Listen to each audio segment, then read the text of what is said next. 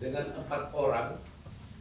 Nanti kita jelaskan 4 orang ini adalah 4 orang saksi yang pernah diperiksa di Polda Jawa Barat dan juga pernah menjadi saksi dalam perkara pidana pada 2016 yang lalu. Selain 4 orang ini, kami juga kedatangan bersama dengan Kang Dedi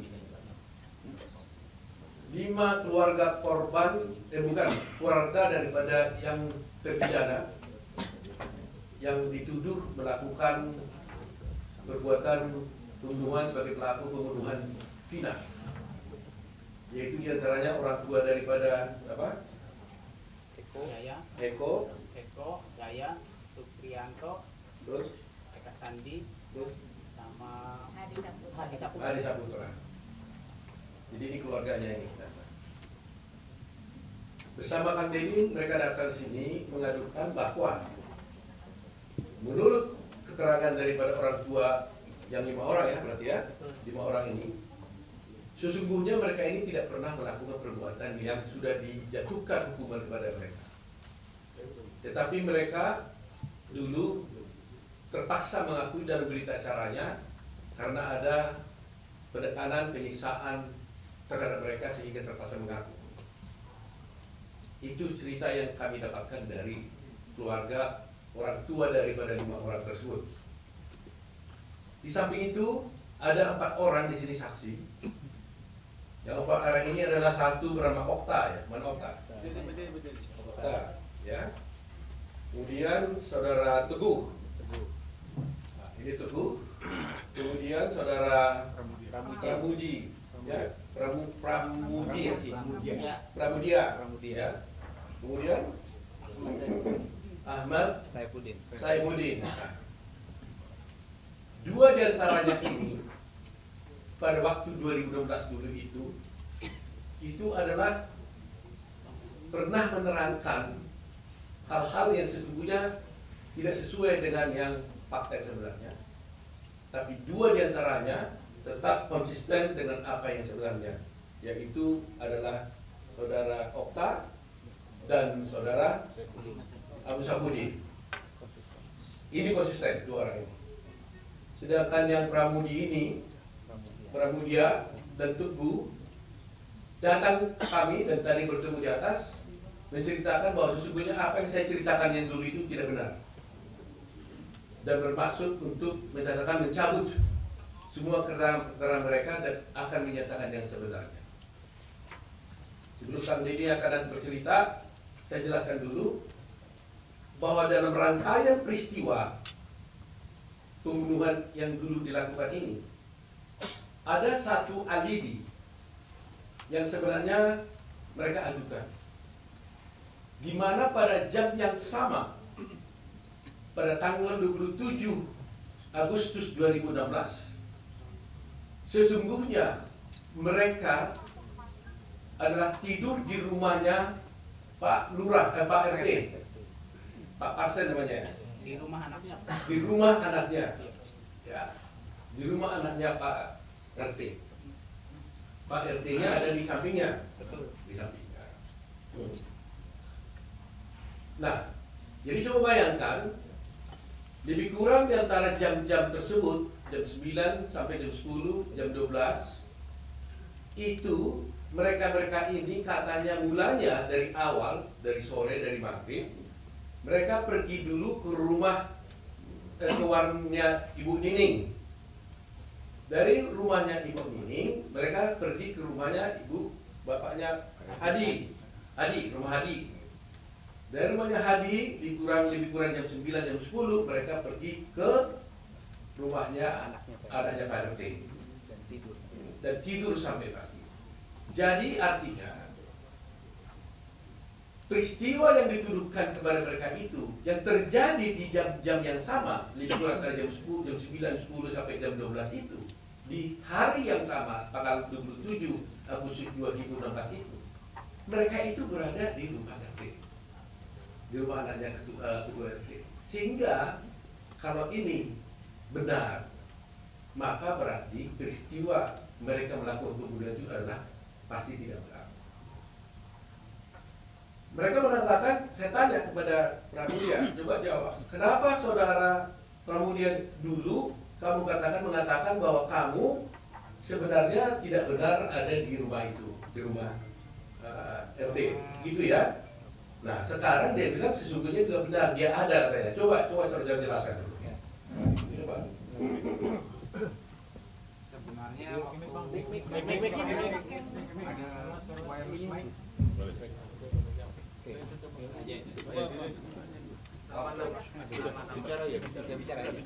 dulu saya di BAP tahun 2016 saya berkata yang sejujurnya. Saya berkata yang sejujurnya. Lalu itu diralat oleh polisi. Bilangnya kamu bilang di situ, tapi Pak RT sama anaknya tidak mengakui bahwa anak-anak tidur di situ. Nah, maka dari itu saya merasa takut sendiri. Maka dibantulah diubah BAP seolah-olah saya tidur di rumah Pak RT. Seperti itu ceritanya. Nah, itu waktu berita acara di polisi. Ketika kamu diperiksa di pengadilan, apa yang kamu sampaikan? Waktu di pengadilan saya berbicara jujur seadanya. Saya bilang tidur di situ. Waktu kamu tidur di situ, melihat nggak yang 5 orang ini yang sedang dibicara sekarang itu ada di situ juga tidur? Melihat Ya? melihat. Baik. Setelah itu, kemarin katanya kamu ada diperiksa lagi. Diperiksa Tanggal berapa itu? tanggal 4 Tempat apa? Juni Juni. Di mana kamu diperiksa? di Polda. Di Polda.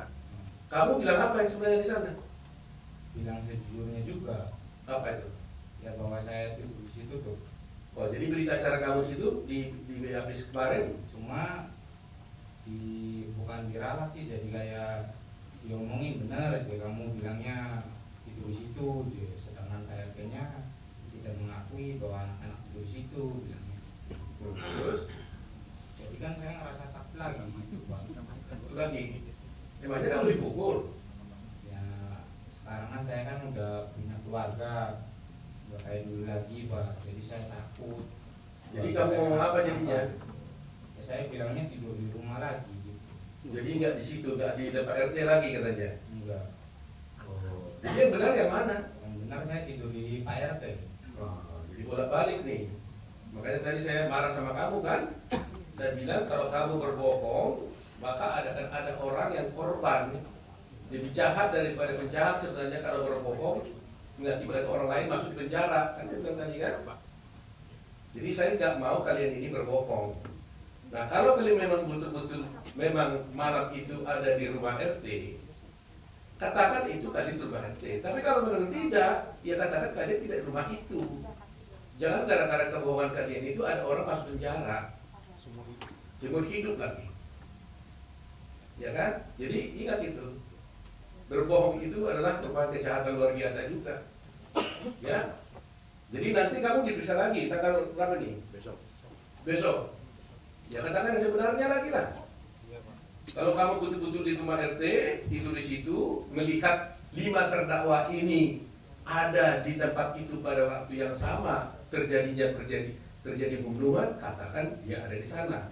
Tapi kalau memang kamu betul-betul pulang ke rumah, nggak lihat, nggak tidur di situ, nggak melihat anak-anak itu ada di sana, ya katakan juga seperti itu. Kami berani mau bantu kalian kalau jujur, kami juga tidak mau dijadikan alat.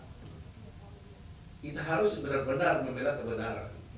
Kang Deddy ini sudah begitu capek, mengeluarkan air mata, mengeluarkan biaya, waktu dan tenaga untuk bisa mengungkap kasus ini. Terima kasih nih Kang Deddy, luar biasa nih Kang Deddy. Ya, luar biasa. Kami sendiri merasa tersentuh sekali. Sebenarnya ini tugas pengacara sebenarnya itu. Ya, tapi Kang Deddy sudah mulainya, maka kami juga tergerak hatinya untuk bisa membantu ini. Nah, itu tadi Pramudia. Kemudian satu lagi Teguh. Apa yang terjadi dulu Teguh? Waktu dulu kamu di BAP zaman dulu 2016 kamu ngomong apa? Ya pertama Pertama awal sesuai yang ada di kejadian di situ. Cuman di apa Teguh nerangin yang sebenarnya malah nanti kamu akan terlibat gitu. Jadi seolah-olah Teguh tuh tidak tidur di rumah Pak RT, padahal mah tidur di rumah Pak RT. Jadi waktu itu di BAP seperti itu. Nah, waktu di pengadilan tahun 2016 dulu, kamu ngomongnya gimana tentang Kalau saya ingat Teguh yang ngomong kayak gitu, terus ada apa waktu itu agak dikat gitu. waktu itu kamu mau ngapa sebenarnya? Mau bilang apa waktu itu? Ya yang sejujurnya Teguh. Yang sejujurnya itu apa? Ya apa yang kumpul di rumah Bu Nining, terus di rumah Hardi, terus tidur ke rumah Pak RT. Artinya kamu tidur di rumah Pak RT pada tanggal 27 Agustus. Iya. Jam berapa lebih kurang? Kalau nggak salah sekitar jam 10 tidur di rumah Pak RT. Seperti waktu di rumah Pak RT, kamu melihat nggak 5 orang terdakwa ini? Ada Ada di situ. Siapa aja yang ada di situ? Eka, Jaya, Hardi, Supri, Eko. Eko. Iya. Saya mau tanya satu hal paling penting ini. Anak Pak RT ada di situ nggak? Ada. Tidur di situ. Iya. Ditangkap nggak waktu itu dia? Kurang tahu tuh. Hmm? Kurang tahu. Kalau kata temen mah katanya sempat dibawa, Terus dikeluarin lagi. dikeluarin lagi. Anak RT ini jadi saksi nggak di pengadilan? Jadi, Hah? jadi Anaknya? anaknya kalau nggak salah mah sama Teguh waktu itu tuh. Anaknya juga ada? Iya. Jadi saksi di situ ingat? Iya. Pasti ingat atau enggak? Lihat ya. Nah, kalau gini-gini, kalau nggak pasti, jangan bilang pasti. Kalau nggak ingat, bilang nggak ingat. Jangan coba-coba menjawab yang tidak Anda tidak ingat. Anaknya, bapaknya ada pasti. Bapaknya ada. aja. Anaknya? Lupa sih waktu itu. Coba nanti kita cek di dalam berkas perkara ya. Ini Iya. contohnya seperti ini lah. Jangan coba-coba ini ya. Nah, sekarang saya mau tanya, kalian kan bilang bahwa kalian tidur di rumah Pak RT. Pak RT-nya tahu nggak kalian di rumah Pak RT? Di rumah anaknya itu? Tidak tahu. Nah, Tidak tahu Pak RT-nya. Kalau anak-anak tidur di situ. tidak tahu. Waktu itu tidak ada di situ. Iya. Tidak tahu. Mungkin dia di rumah sebelahnya. Di rumah sebelahnya. Iya. Soalnya rumahnya kan apa dekat-dekatan tuh, sebelah-sebelahan.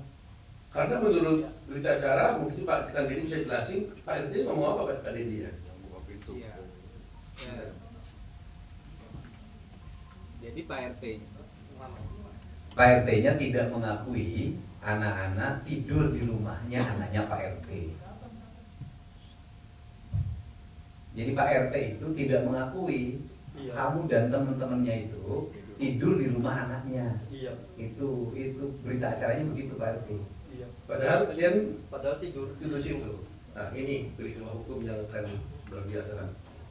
Pak RT tidak mengakui mereka ini tidur di rumah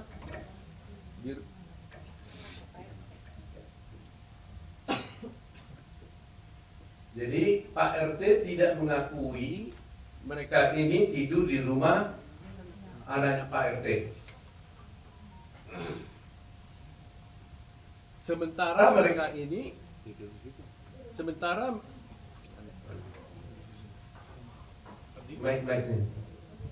Sementara mereka ini 4 orang ini mengaku tidur di rumah Pak RT pada jam yang sama.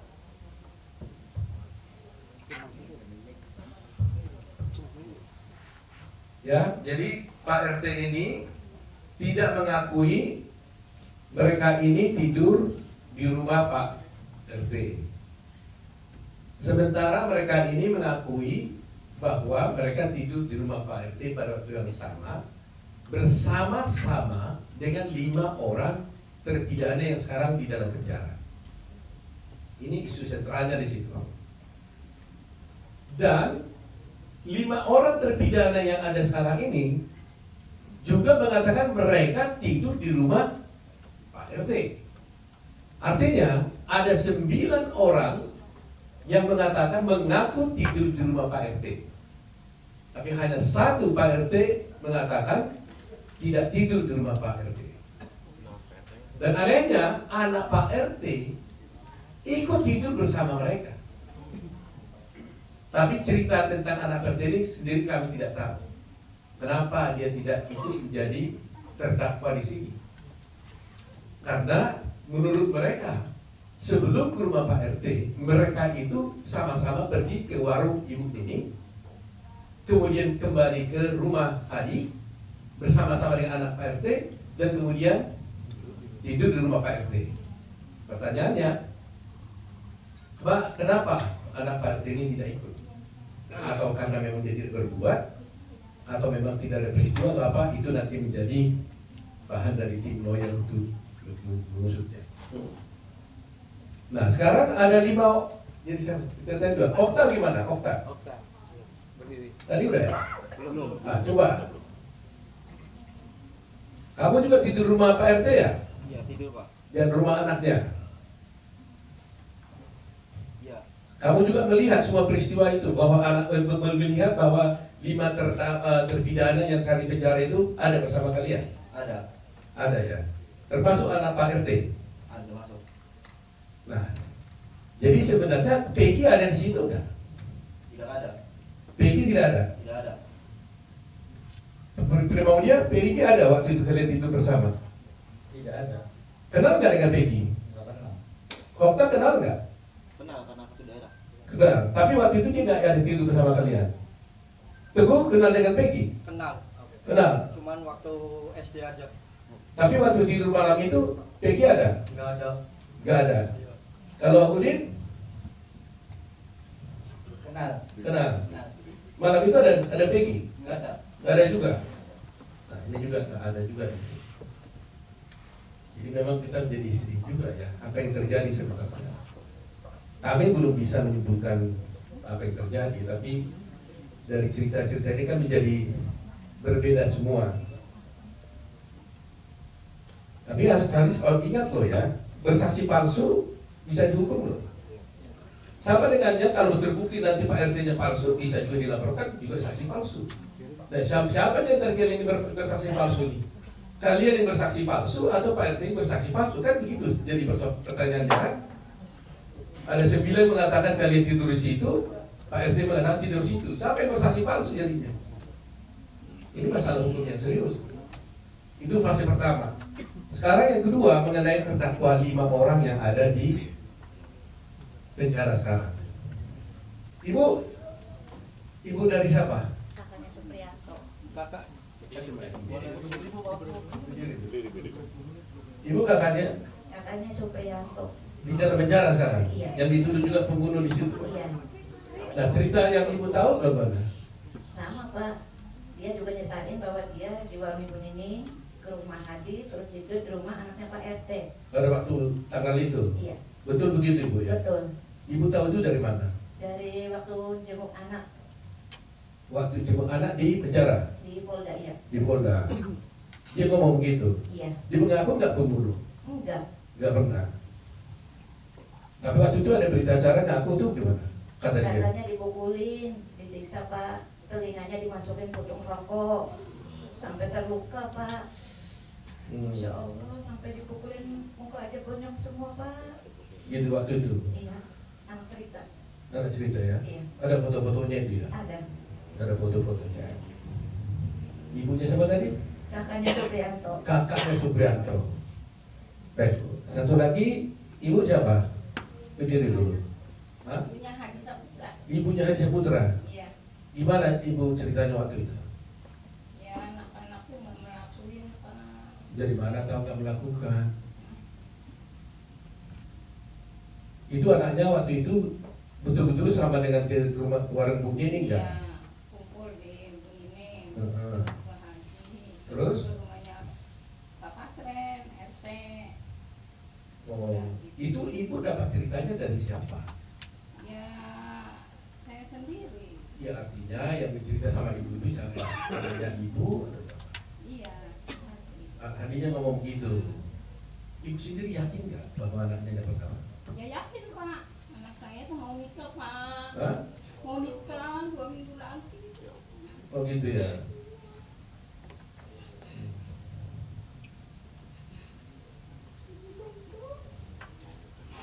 Jadi semua bilang begitu ya, bahwa sesungguhnya mereka ada di tidur di Pak PLT pada tanggal 7. Baik Bu ya, baik. Jadi sekarang ini ibu siapa? Ibunya Eka Sandi. Ibunya Eka. Eka. Bagaimana cerita ibu tentang itu? Paginya tuh saya tanya, "Kak, kamu dari mana?" Tidur di Bapak RT katanya.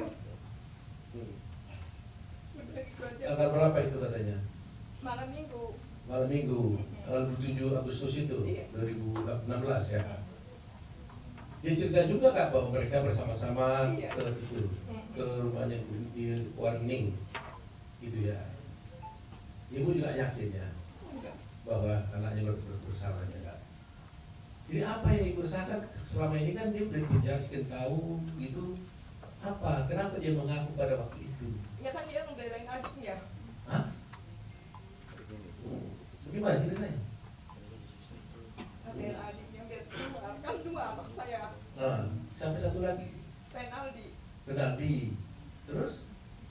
Dia bisa keluar karena dia nggak ngaku terus. Jadi gimana katanya? Supaya Renaldi tidak ikut keluar, terus? Kakaknya tuh mengakui.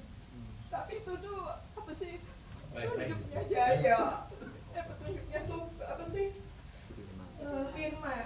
Siapa sih? Sudirman. Itu petunjuknya Sudirman. Katanya ini dibawa ini itu. Jadi anaknya Ibu Renaldi Sama Eka Sandi. sama Eka, anaknya. Nah, Eka mengatakan dia mengaku asal adiknya tidak keluar. Yang minta ngomong itu siapa? Artinya ngomong Bilang sama? sama saya, kan dia kan keluar. Udah dibonyok-bonyok itu juga Pak. Oh, yang mau-nyonyoin siapa? Ya polisi Pak. Polisi. Oh. Jadi polisi bilang sama si Eka, kamu harus ngaku gitu. Supaya nanti kalau kamu ngaku, Enggak, adiknya Pak. gimana? Ekanya ngomong adiknya, kamu itu harus keluar karena kamu tuh nggak salah, nggak pernah nongkrong. Dia mah di rumah aja Pak. Kalau Eka sih ya kumpul-kumpul. Ya maksud saya kan belain adiknya, dia adiknya supaya keluar, Iya. Ekanya harus ngaku gitu. Iya. Begitu Iya, kan? iya betul. Nah, yang suruh harus ngaku itu siapa? Tante Sudirman kan Eka ini bawa ini, Iya. bawa ini. Iya. Jadi ya udah saya aja yang jadi korban gitu, Oh, Pak. gitu, cukup gitu Iya. aja. Untuk nyamatin adiknya. Oh, baik. Sekarang ini ibu siapa nih? Ibunya Eka. Nah, gimana ibu tahu? Sama kayak gitu Pak. Sama. Ibunya, ini ibunya Eko ya. Sekarang Eko umur berapa sekarang Bu? 35 Pak. 35. Waktu itu memang ibu yakin dan tahu bahwa dia tidur di rumah Pak RT malam itu ya. Dia anaknya paling nurut Pak, suka mandi di rumah, nimbang-nimbang, apa mandi di pasar. Gitu. Dia jarang main, kalau main jam 8 saya tarik, saya belum pulang. Gitu Yang ya. mana ini yang itu. Iya. Kan ini gaji kita trauma Pak, sampai sakit, sampai bawah. Hmm. Cuci darah siapa? Dia cuci darah. Ini cuci darah anak. Cuci darah siapa? Ibunya sekarang cuci. Oh, ibunya cuci darah. Oh. Yang sampai jual rumah siapa? Ini. Ini jual rumah gara-gara apa? Yang buat panting Pak. Buat kontak-panting ngurusin ini semua. Iya. Baik. Baiknya dulu ya. Jadi bahwa Vina dan Egy ya itu dinyatakan dibunuh dan diperkosa yaitu sekitar jam 10 tanggal 27 Agustus 2016. oleh 5 orang terdakwa, 8 orang terdakwa yang ada sekarang di penjara. 1, Saka sudah bebas karena tidak dihukum seumur hidup. 5 masih ada di sana, ya. 7 masih ada di sana. Nah, padahal menurut mereka ini, kelima terdakwa itu yang diwakili sekarang 5, termasuk Saka, ya, di 6 berarti ya. Satu lagi kita belum ketemu ya. Itu mengatakan pada tanggal 27 Agustus tersebut jam 10-an itu mereka itu tidak berada di tempat kejadian di mana Egy dan Vina dibunuh. Mereka ada tidur bersama-sama. Berarti 9 orang tadi itu bersama-sama di rumah anaknya Pak RT. Jadi kalau mereka ada di rumah Pak RT pada jam yang sama itu, bagaimana mereka bisa dituduh melakukan pembunuhan di tempat dibunuhnya si Egy dan Vina? Egy ya. Sehingga timbul pertanyaan, sebenarnya ada pembunuhan enggak? Kan gitu. Itu. Nah, kedua yang sudah saya jelaskan kemarin, biar jelas lagi. Yang didakwa di dalam perkara ini ada 11 orang. 11 orang. Didakwa secara bersama-sama melakukan tindak pidana pembunuhan dan perkosaan. Dari 11 ini, 8 sudah diadili, 3 dinyatakan buron. Kemudian terakhir ditangkap 1, yaitu namanya Peggy. Kemudian 2 orang lagi yang dinyatakan buron ini tiba-tiba dinyatakan diralat, itu adalah fiktif, artinya tidak ada. Padahal dalam dakwaan jaksa dikatakan yaitu Andi dan Dani, Andi dan Dani, yang kemudian oleh jaksa oleh polisi dinyatakan itu fiktif. Andi dan Dani ini dikatakan fiktif.